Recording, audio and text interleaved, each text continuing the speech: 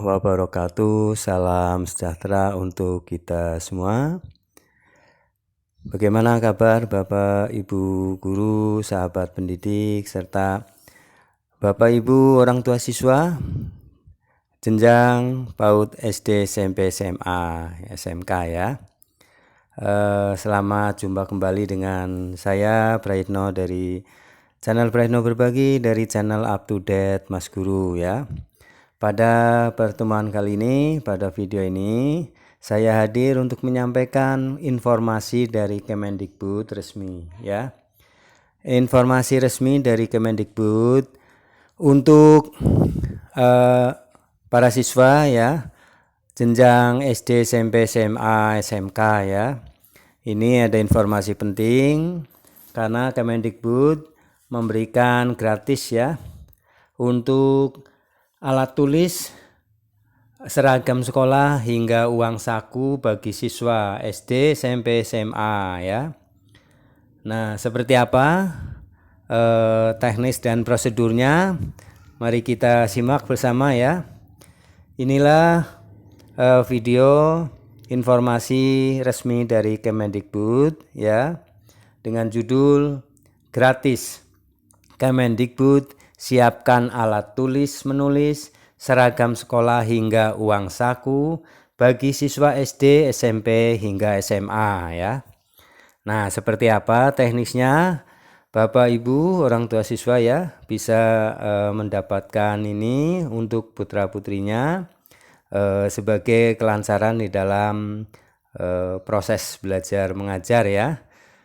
Nah, di samping itu pemerintah juga melalui Kemendikbud itu memberikan keringanan, kemudahan ya, dan biaya untuk mengurangi beban biaya pendidikan putra-putri Bapak Ibu ya. Nah, seperti apa? Mari kita simak. Gratis Kemendikbud siapkan alat tulis menulis, seragam sekolah hingga uang saku bagi siswa SD, SMP, SMA, dan SMK. Nah, tentu saja ini diharapkan oleh kita semua ya. Untuk kesempatan bersekolah tentunya membutuhkan biaya dan peralatan sekolah. Nah, untuk yang bagi yang tidak mampu juga oleh pemerintah diperhatikan ya. Bagaimana diberikan gratis ya untuk alat-alat tulis ya, misalnya buku, pensil, pulpen, dan alat tulis yang lain, tas, sepatu, pakaian seragam ya, bahkan uang saku untuk para siswa ya.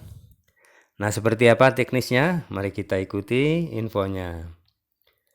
Dari Lombok Insider, Kemendikbud menyiapkan bantuan perlengkapan sekolah mulai dari alat tulis menulis, seragam sekolah hingga uang saku untuk para siswa SD, SMP, SMA, SMK yang sederajat ya. Sejumlah bantuan tersebut bisa didapatkan para siswa SD, SMP hingga SMA sederajat dan dari Kemendikbud melalui program Indonesia Pintar atau PIP. PIP bisa digunakan untuk membeli buku dan alat tulis, membeli pakaian seragam sekolah atau praktek, dan perlengkapan sekolah seperti sepatu, tas, atau sejenisnya, membiayai transportasi peserta didik ke sekolah, uang saku peserta didik, biaya khusus les tambahan bagi peserta didik pendidikan formal, biaya praktik tambahan, dan biaya magang atau penempatan kerja. Nah, itu ya perhatian pemerintah melalui Kemendikbud. PIP dirancang untuk membantu anak-anak usia sekolah dari keluarga miskin atau rentan miskin, prioritas, tetap mendapatkan layanan pendidikan sampai tamat pendidikan menengah, baik melalui jalur formal SD sampai SMA, SMK, dan jalur non-formal melalui paket A sampai paket C dan pendidikan khusus.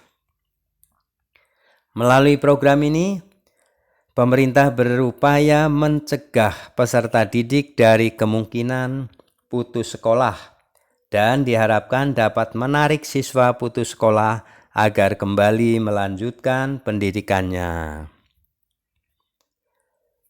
PIP juga diharapkan dapat meringankan biaya personal pendidikan peserta didik, baik biaya langsung maupun tidak langsung.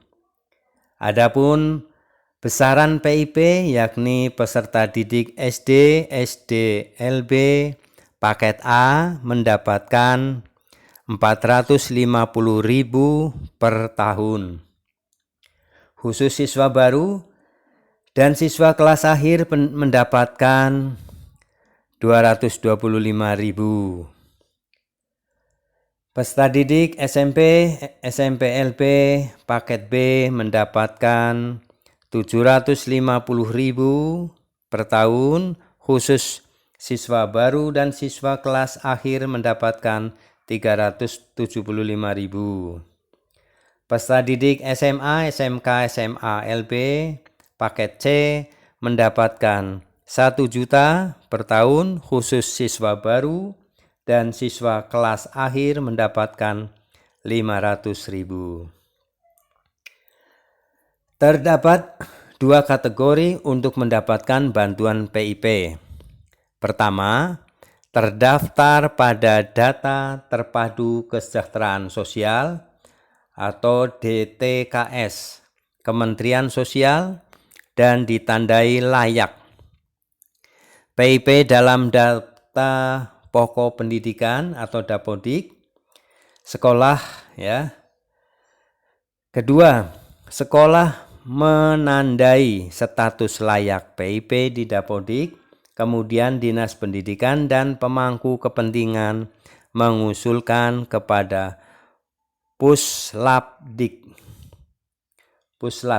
berdasarkan data layak PIP tersebut.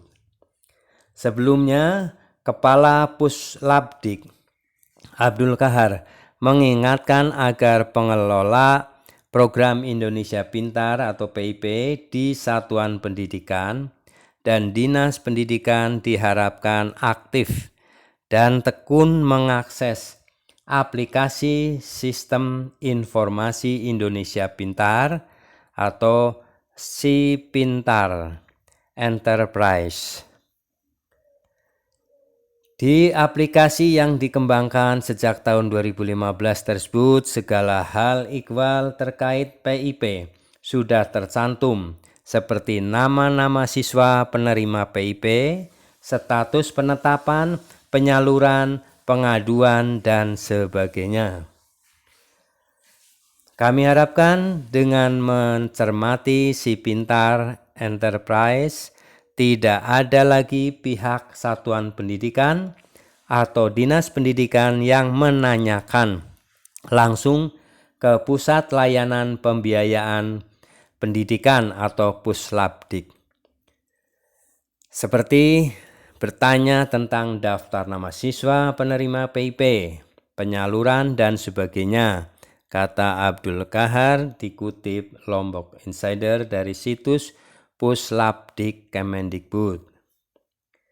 Abdul Kahar mengingatkan bahwa PIP merupakan jaring pengaman sosial bagi siswa-siswi di satuan pendidikan yang berasal dari keluarga miskin dan rentan miskin. Untuk mewujudkan hal itu, katanya, ketekunan operator PIP di satuan pendidikan dan dinas pendidikan dalam melihat SIPintar serta komunikasi dengan orang tua dan siswa penerima PIP menjadi faktor yang utama. Dalam kesempatan ini, Abdul Kahar juga sangat berharap agar tidak ada lagi siswa-siswi di satuan pendidikan yang seharusnya layak memperoleh bantuan PIP tapi luput atau tidak dapat dari penjaringan sehingga tidak memperoleh PIP.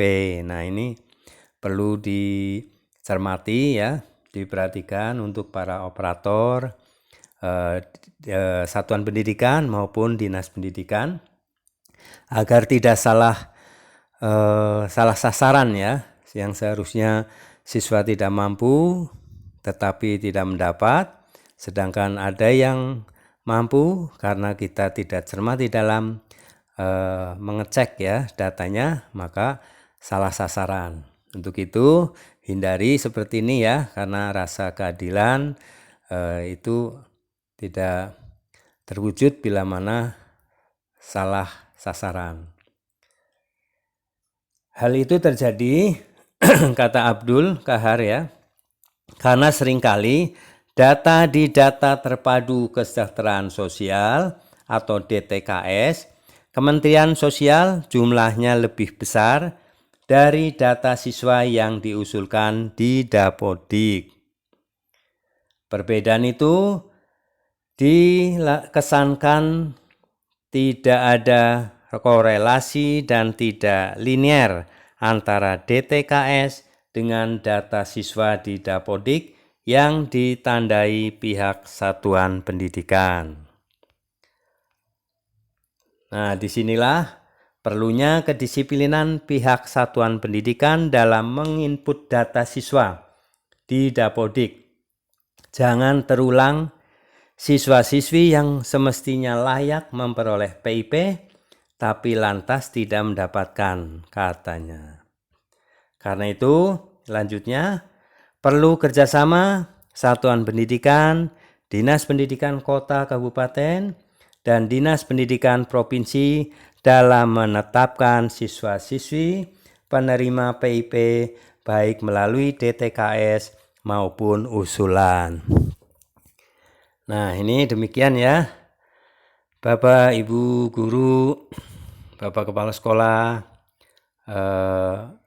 Bapak Ibu orang tua siswa ya, semuanya silakan pantau ya untuk data ini, data siswa agar tepat sasaran di dalam memberikan PIP ini ya, agar yang berhak mendapatkan PIP akan mendapatkannya dan yang tidak berhak tidak mendapatkan ya, karena bukan haknya. Untuk itu diperlukan kesadaran dan kecermatan ya dari pihak dinas pendidikan, kabupaten maupun provinsi, satuan pendidikan serta operator ya di dalam memantau data ini. Demikian Bapak Ibu sahabat pendidik, Bapak Ibu orang tua siswa ya, wali murid. Semoga informasi ini bermanfaat, dan untuk menjelang tahun ajaran baru 2023-2024 silakan cermati, silakan datanya dicek ya supaya cermat, sehingga para siswa kita yang berhak mendapatkan akan mendapatkannya ya, agar tidak keliru. Semoga informasi ini bermanfaat, dan semoga pula Bapak Ibu yang siswa-siswinya ya berhak menerima itu di tahun ini akan menerima semuanya ya, untuk bisa menunjang proses pendidikan ya, supaya tidak ada putus sekolah dan supaya anak-anak termotivasi untuk bisa melanjutkan sekolah kembali. Terima kasih. Jangan lupa dukung channel Perino Berbagi, channel Up to Date Mas Guru dalam dengan cara subscribe, like, isi komentarnya, share video ini ke grup-grup WA lainnya. Terima kasih, sampai jumpa kembali di video-video selanjutnya. Assalamualaikum warahmatullahi wabarakatuh.